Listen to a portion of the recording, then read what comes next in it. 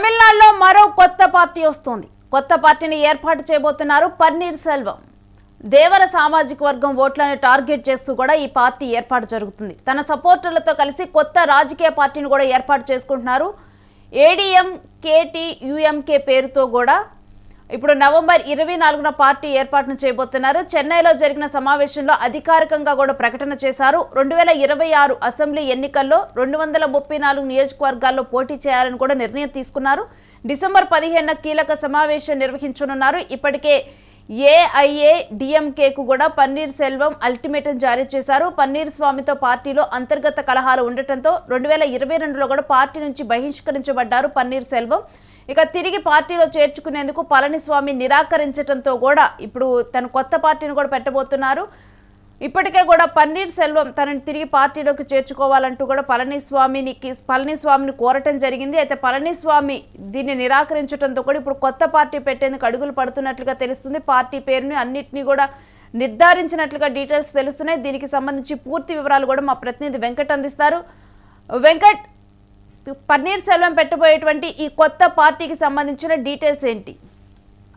రేణు, గత కొంతకాలంగా కూడా తమిళనాడు రాజకీయాల్లో కొత్త పార్టీల హవా అయితే నడుస్తుంది. ఇప్పటికే విజయ్ ఒక పార్టీని స్థాపించడం జరిగింది. ఆ పార్టీతో 2026లో జరగబోయే ఎన్నికల్లో పోటీ చేస్తానంటూ కూడా విజయ్ ప్రకటించారు. ఇప్పటికే అన్ని నియోజకవర్గాలు కూడా ఆయన తిరుగుతూ వస్తున్నారు. ఈ మధ్య కొన్ని ఘటనల వల్ల ఆయన యాత్రలు వాయిదా పడినప్పటికీ ఇప్పుడు మాత్రం మళ్ళీ దూకుడు పెంచారు. ఇలా పలు జిల్లాలో కూడా తిరుగుతూ వస్తున్నారు. ఇక ఈ అన్నా డిఎంకేకి సంబంధించి చూస్తే అన్నా డిఎంకేలో గత కొంతకాలంగా విభేదాలు ఉన్నాయి అనే ప్రచారం ఎక్కువగా జరుగుతూ వస్తుంది. అంటే జయలలిత మరణం తర్వాత 2016-17 సమయంలో జయలలిత మరణం తర్వాత ముఖ్యమంత్రిగా పళనిస్వామి బాధ్యతలు చేపట్టారు. అప్పట్లో ఆయనకు అప్పట్లో శశికళ ఆశీర్వాదం ఉంది, ఇవన్నీ కూడా ప్రచారం జరుగుతూ వచ్చింది. ఈ క్రమంలో కేంద్ర ప్రభుత్వం కూడా ఆయనకు అండగా నిలబడటం ఇవన్నీ కూడా జరిగినాయి. ఇక ఆ సమయంలోనే పన్నీర్ సెల్వం కూడా, అంటే జయలలిత ఎప్పుడన్నా అనారోగ్యానికి గురైన సమయంలో కానీ, జయలలిత అప్పట్లో హాస్పిటల్లో ఉన్న సమయంలో కానీ ఎక్కువగా పన్నీర్ సెల్వం ముఖ్యమంత్రిగా బాధ్యతలు నిర్వహిస్తూ వచ్చారు. దీంతో ఆయనే జయలలిత తర్వాత ఏఐడీఎంకేకి సంబంధించి ముఖ్యమంత్రి అయ్యే అవకాశం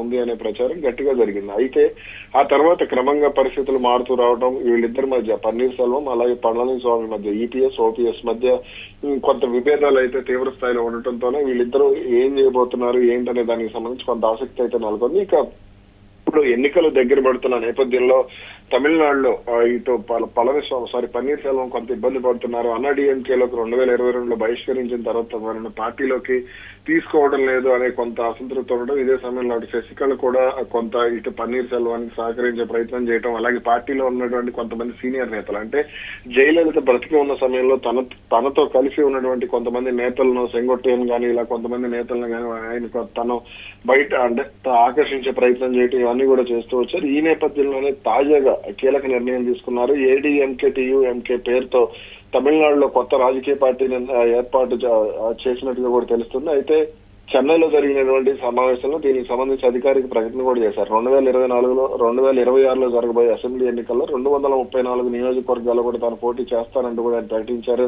ఇక డిసెంబర్ 15న పార్టీకి సంబంధించి కీలక సమావేశం ఉంటుంది, అలాగే చేరికలు కూడా ఉండబోతున్నాయంటూ కూడా ప్రచారం జరుగుతుంది. ఇక అటు ముఖ్యంగా ఈ అన్నా డిఎంకే ఉన్న ఓటు బ్యాంక్ ఏదైతే ఉందో ఆ ఓటు బ్యాంక్ ను టార్గెట్ చేసే ప్రయత్నం జరుగుతుంది. దేవర సామాజిక వర్గ ఓట్లను టార్గెట్ చేస్తూ ఆ ఓట్లను చీల్చి ఎలాగైనా సరే అన్నా డిఎంకే అధికారంలోకి రాకూడదు అనే అడుగులు పన్నీర్ సెల్వం వేస్తున్నట్టుగా కూడా స్పష్టంగా అర్థమవుతుంది. అయితే ఇక పన్నీర్ సెల్వం పెట్టబోయేటువంటి ఈ పార్టీతో కూడా ఇప్పుడు అన్నా డిఎంకేకి ఇది పెద్ద దెబ్బే తగలనుందా? మరొకటి ఏంటంటే ఇప్పుడు శశికళ, దినకరన్ వీళ్ళు కూడా పార్టీకి దూరంగా ఉండటమే జరిగింది. వీళ్ళు కూడా దేవర సామాజిక వర్గానికి చెందిన వారే కాబట్టి వీళ్ళు కూడా ఈ పార్టీలో ఇంక్లూడ్ అయ్యే అవకాశాలు ఏమైనా కనిపిస్తున్నాయా? అయితే గత కొంతకాలంగా కూడా తాను అంటే జయలలిత ఆశీర్వాదం, అమ్మ ఆశీర్వాదం తనకే ఉంది అని చెప్పుకునే ప్రయత్నం పన్నీర్ సెల్వం చేస్తూ వచ్చారు. ఇక శశికళ విషయంలో కూడా కాస్త భిన్నాభిప్రాయాలు ఉన్నాయి. అంటే జయలలిత వెన్నుపోటు పొడిచారనే ప్రచారం కొంతమంది చేస్తే, జయలలిత మరణం తర్వాత ఆమెను కావాలనే పక్కన పెట్టారు అనే కొంత విమర్శలు కూడా ఎక్కువగా వినపడుతూ వచ్చారు. శశికళ ఆశీర్వాదంతోనే పళనిస్వామి ముఖ్యమంత్రి అయ్యారు అనేది కూడా కొంత వినపడిన మాట. కానీ పరిస్థితులు మాత్రం అంటే ఈ సామాజిక వర్గ ఓటు బ్యాంక్ కానీ అలాగే జయలలిత అభిమానులు కానీ వీళ్ళందరూ కూడా అసలు ఎటువైపు ఉన్నారు ఏంటనే దానికి సంబంధించి ఒక క్లారిటీ లేదు. కానీ పళనిస్వామి నిర్వహిస్తున్నటువంటి సభలు కానీ సమావేశాలకు కానీ చూస్తే ఎక్కువగా ఆదరణ అయితే లభిస్తూ వస్తుంది. కాబట్టి ఖచ్చితంగా అటు అంటే ఏఐడిఎంకే వర్గాలు ఇవన్నీ కూడా ఖచ్చితంగా తమకు అటు అన్నడిఎంకే సంబంధించి అమ్మ ఆశీర్వాదం తమకే ఉంది అనే ధీమాలో కూడా ఉన్నారు. కానీ అయితే ఇక్కడ ఈ క్రమంలోనే అటు మన్నార్గుడికి చెందినటువంటి శశికళ గాని, అలాగే దినకరన్ గాని, అలాగే పన్నీర్ సెల్వం వీళ్ళందరూ కూడా కొంత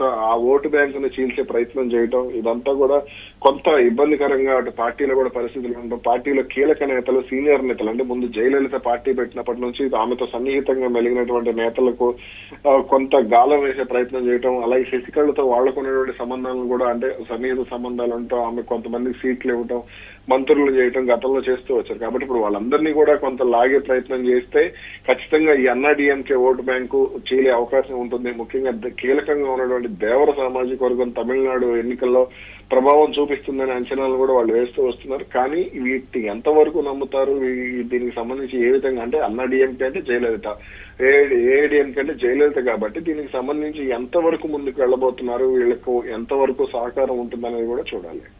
right, thanks for the details Venkat. ఇక తమిళనాడులోనైతే మరో కొత్త పార్టీ వెలుస్తుందనే చెప్పాలి. ఇక 2022లో పార్టీ నుంచి బహిష్కరించబడినటువంటి పన్నీర్ సెల్వం కొత్తగా కూడా పార్టీని పెట్టబోతున్నారు. పళనిస్వామికి అంతర్గత కలహాలు ఉండటంతో కూడా ఇప్పుడు పన్నీర్ సెల్వం అయితే ఇప్పుడు అల్టిమేటం జారీ చేశారు. ఏఐడిఎంకే కూడా పన్నీర్ సెల్వం అల్టిమేటం జారీ చేసి కూడా తనని పార్టీలో చేర్చుకోవాలని కోరటం జరిగింది. అయితే దీనికి పళనిస్వామి ఒప్పుకోకపోవడంతో కూడా ఇక పన్నీర్ సెల్వం కూడా తానే కొత్త పార్టీ పెట్టేందుకు కూడా మొత్తం కూడా 2026 అసెంబ్లీ ఎన్నికల్లో కూడా 234 నియోజకవర్గాల్లో కూడా పోటీ చేయాలి అనే నిర్ణయంతో కూడా ఈ పార్టీ పెట్టారు. ఇక చెన్నైలో జరిగిన సమావేశంలో అధికారికంగా కూడా దీనికి సంబంధించి ప్రకటన చేశారు. ఏడీఎంకే టీయూఎంకే పేరుతో కూడా ఇప్పుడు నవంబర్ 24న పార్టీని ఏర్పాటు చేశారు. ఇక తన సపోర్టర్లతో కలిసి కొత్త రాజకీయ వ్యూహాలతో కూడా ముందుకు వెళ్ళనున్నట్లుగానైతే ఇప్పుడు మనకి అర్థమవుతూ ఉంది.